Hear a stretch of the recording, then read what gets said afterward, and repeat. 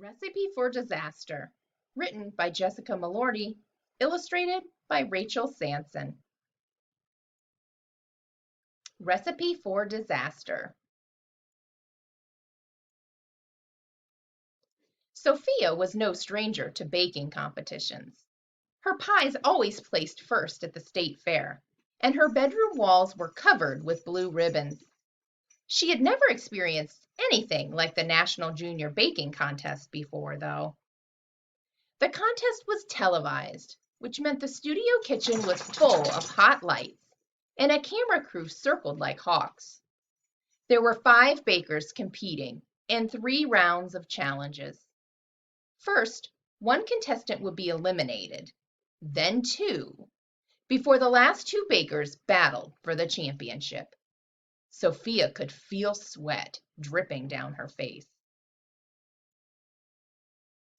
There was no time to practice either.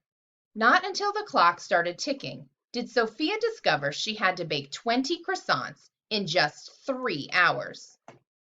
Sophia had never made a croissant in her life. The judges had provided a list of ingredients, but Sophia had to figure out the rest on her own. 30 minutes left, the TV host cried. Sophia carefully shaped her dough and arranged the croissants evenly on a baking tray. She slid the tray into the oven and set the timer for 15 minutes.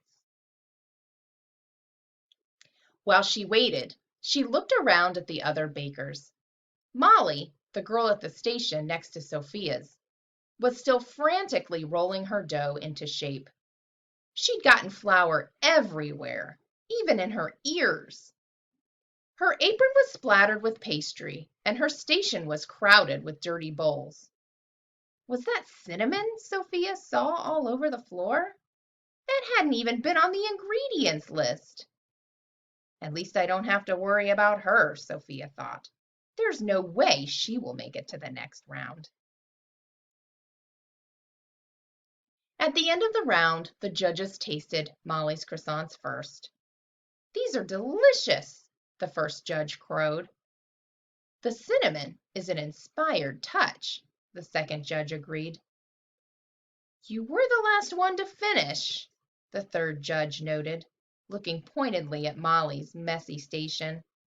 "Perhaps try to be a bit more organized next time." "I can't make any promises," Molly laughed.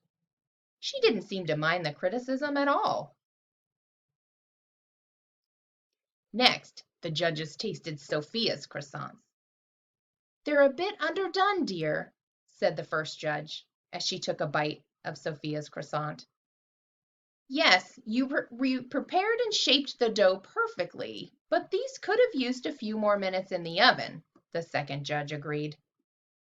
The third judge tore apart a croissant to show Sophia where the dough was still raw. Sophia felt her face flush, and she blinked back tears. How had she not noticed that the croissants were raw? She knew she was a better baker than that.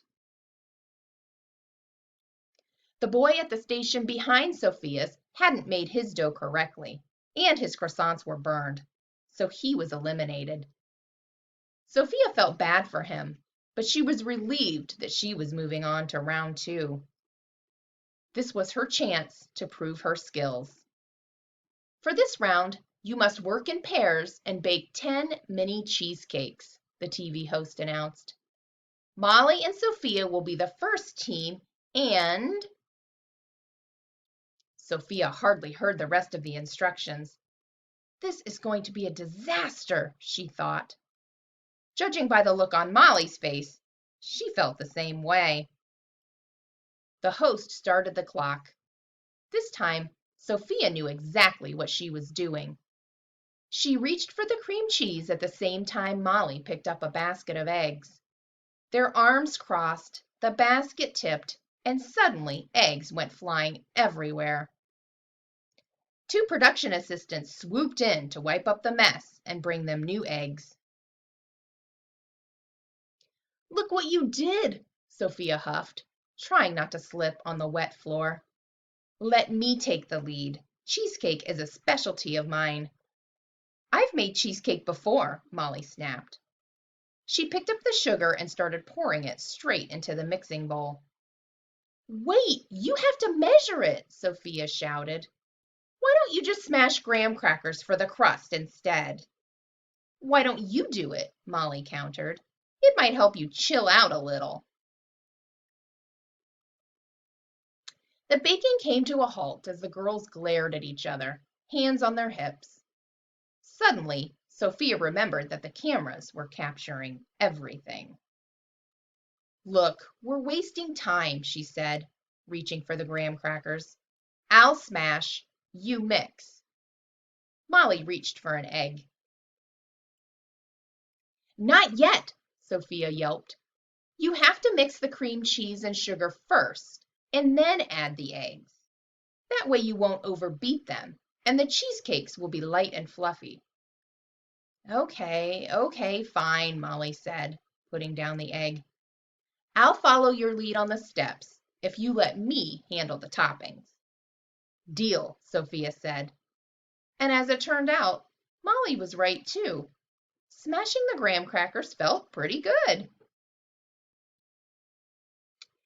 Next, Sophia pressed the crust into the tins while Molly started a sauce with berries and lemons.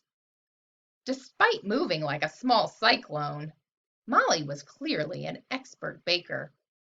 Sophia would have never thought to add lemon, but she had to admit Molly's version tasted better than the sauce she usually made. Sophia explained the next steps while Molly spooned the batter into the tins. Now we need to fill a pan with water, she said. Then we put the tins in the water and put the pan in the oven. That will keep the temperature steady, and the steam will help the cakes rise evenly. She opened all the cabinets. No pans to be found. Oh no, Sophia moaned.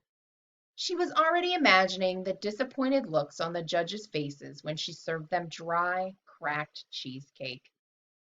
Relax, Molly said.